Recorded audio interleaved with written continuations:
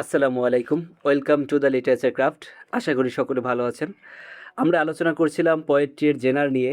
তো আজকে আমাদের আলোচনার বিষয় হচ্ছে ব্যালাড সম্পর্কে। আমরা জানব ব্যালাড কী এবং ব্যালাড কত ধরনের এবং এর স্ট্রাকচার ও ফিচারগুলো সাধারণত কী হয়ে থাকে। তো শুরু করা যাক। ব্যালাড হলো একটি ন্যারেটিভ পোয়েম যেখানে কোনো গল্প বলা হয় এবং সেটি সাধারণত গান বা ছন্দের মতো করে বলা হয়।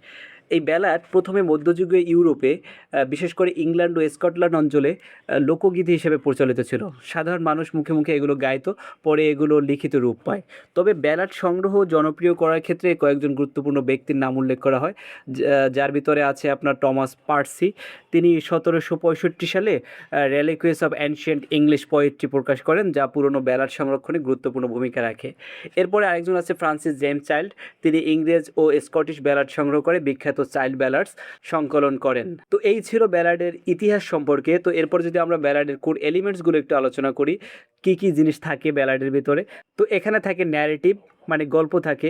ব্যালাডে সবসময় একটা গল্প বলে, সেই গল্পে থাকে ঘটনা, চরিত্র, সমস্যা। হ্যাঁ, যেমন হচ্ছে গিয়ে প্রেমের গল্প হতে পারে, যুদ্ধের গল্প হতে পারে, ট্র্যাজেডি হতে পারে, লোককাহিনী হতে পারে, ইত্যাদি। এরপর এখানে থাকে আপনার রিদম। ব্যালাড আসলে গাওয়া হতো, তাই এতে রিদম খুব গুরুত্বপূর্ণ। এখানে সহজ ও ফ্লোয়ি ল্যাঙ্গুয়েজ ব্যবহার করা হয় যাতে সবাই গান হিসেবে গাইতে পারে। এবং এর ভিতরে আরও থাকে রিফ্রেইন, মানে হচ্ছে পুনরাবৃত্ত লাইন। কিছু লাইন আছে যেগুলো বারবার রিপিট হয়, যেমন একই কোরাস প্রথমে আছে, সেটা আবার মাঝখানে আছে, আবার বারবার এটা ফিরে আসে আর কি। যেমন গানের ভিতরে আমরা দেখি যে কয়েকটা লাইন বারবার ফিরে আসে, সেরকমের। এবং এরপরে এখানে আছে সিম্পল ল্যাঙ্গুয়েজ।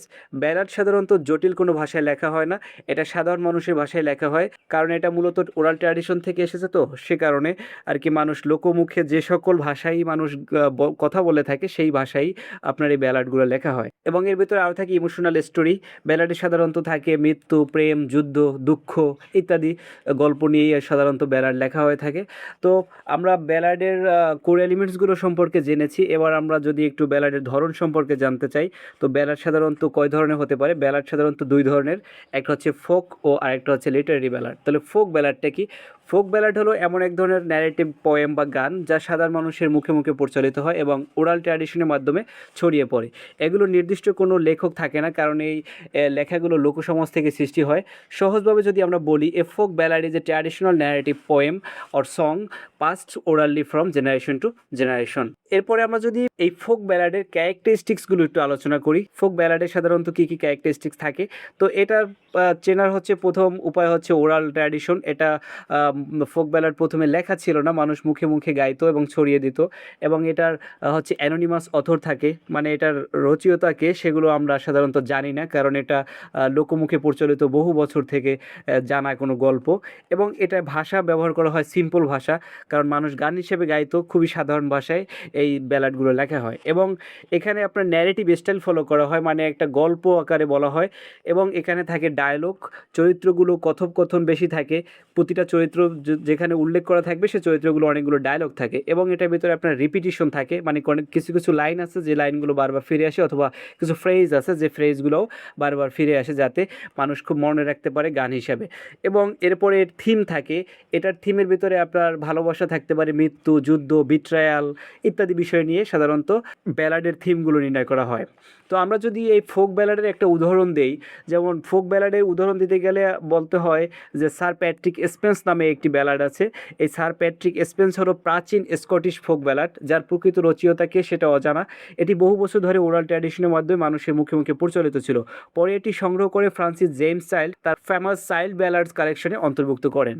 তো এই যে স্যার প্যাট্রিক স্পেন্সের কাহিনীটা, সেটা যদি সংক্ষেপে একটু বলি, এখানে গল্পের শুরুতে স্কটল্যান্ডের রাজা একজন দক্ষ নাবিক খুঁজেছিলেন।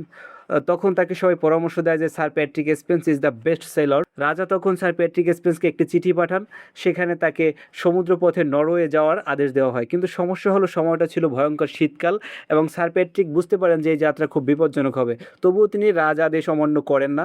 তিনি তার নাবিকদের নিয়ে সমুদ্রে যাত্রা করেন। কিছুদিন পর ভয়াবহ ঝড় শুরু হয়, অবশেষে জাহাজটা ডুবে যায় এবং স্যার প্যাট্রিক স্পেন ও তার সঙ্গীরা সবাই মারা যায়। এবং এই গল্পটাই সাধারণত স্যার প্যাট্রিক স্পেন্স শিরোনামে ব্যালাড হিসেবে প্রকাশিত হয়েছে।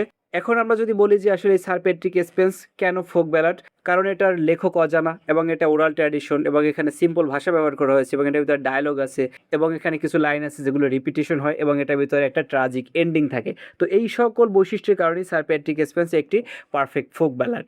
তো আমরা আশা করি ফোক ব্যালাড সম্পর্কে ভালোভাবে বুঝতে পেরেছি।